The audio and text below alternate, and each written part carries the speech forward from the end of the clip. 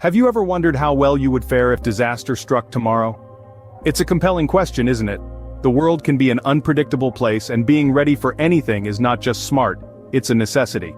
That's why we're here today, to discuss an essential topic: stocking up on economical supplies for survival. Preparing for the worst doesn't mean emptying your savings.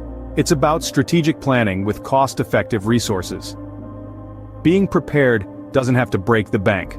Let's explore how. The first category of supplies to consider is the basics: water and food. Now imagine a world where your kitchen faucet suddenly runs dry, or the local supermarket shelves are stripped bare. It's a sobering thought, isn't it? This is where the essentials of survival come into play: water and food. What makes these two elements so significant? The answer is simple. Your body needs water and food to function, and in a disaster scenario, these resources may not be readily available. Let's start with water. The human body can survive for about 3 days without it, but you'll start feeling the effects of dehydration far sooner. One way to ensure you have clean drinking water is by investing in a water filter. It's a modest investment for something that could be a lifesaver in an emergency. Bottled water is another option. While it may seem obvious, it's often overlooked. A single gallon per person per day is a good rule of thumb to follow when stockpiling. Now let's talk about food. Canned goods and dry food like rice and beans are great options. Why? They have a long shelf life, are relatively inexpensive, and can be prepared easily. Canned goods often come ready to eat, while dry foods like rice and beans require only water and heat to prepare. It's also worth mentioning that these food items are packed with essential nutrients, which can be a boon in a survival situation where you need to keep your strength up. In a perfect world, we wouldn't have to worry about these things. But the reality is, disasters can and do happen. And when they do, the last thing you want to be is unprepared. So, make a list, check it twice, and start building your survival stockpile today. Remember, the key here is to have enough to last for at least 72 hours. Because those initial 3 days can be the most critical in a survival situation. And when it comes to survival, it's better to be overprepared than underprepared. Next on the list are medical supplies. Now you might be thinking, I'm healthy, I don't need much. But let's consider this. In a disaster scenario, even minor injuries can become major problems if left untreated. That's where a basic first aid kit comes into play. Bandages, antiseptics, tweezers, medical tape. These are all affordable items that can make a significant difference when you need it. But what if you fall ill? Over-the-counter medications for common ailments like fever, allergies, or upset stomachs are invaluable. Imagine having a fever in a disaster situation without any means to bring it down. It's not a pretty picture, is it? And let's not forget those of us who rely on prescription medications. If possible, try to have an extra supply on hand. It could be a literal lifesaver. Remember, these items are not luxuries, they're necessities. They're affordable and can be life-saving.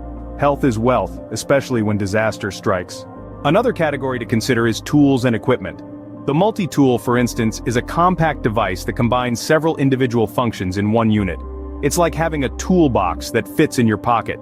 You'll find that it can include anything from a knife, a pair of pliers, a screwdriver, a bottle opener, to even a small saw.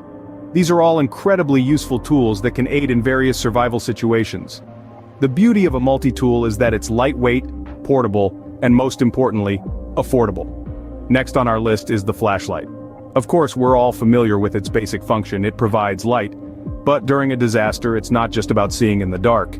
It's about signaling for help. It's about warding off potential threats. It's about navigating through unfamiliar terrain. And while we're on the subject of flashlights, we cannot forget about batteries. Always have a stockpile of these. You never know how long a disaster may last, and the last thing you want is for your light source to die out on you. Now let's talk about something that might seem trivial, but can be a lifesaver in a crisis: the manual can opener. In a situation where electricity is out and you've stocked up on canned goods, this tool will be your best friend.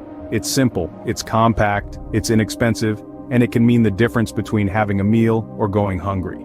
Each of these items, the multi-tool, the flashlight, the batteries, and the manual can opener, are not just tools, they're lifelines. They're your ticket to survival in a disaster situation. And the best part?